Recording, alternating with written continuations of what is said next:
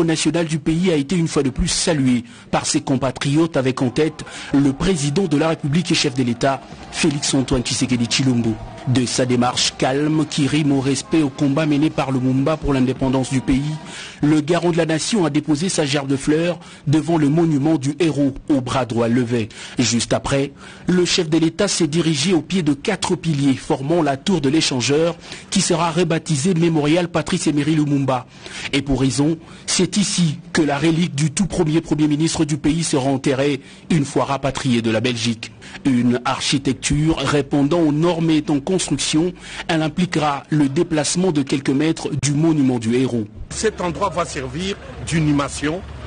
C'est à cet endroit qu'il y aura le tombeau de Patrice Emery Lumumba. Donc le site qu'on appelle communément échangeur délimité, en fait son nom d'origine c'est le mémorial Patrice Emery Lumumba. Donc ce site va retrouver son nom original et c'est pour ça qu'on est venu avec le président pour qu'il puisse voir l'ampleur de lieu et se rendre compte et des travaux d'aménagement et de l'importance que nous accordons à ces sites.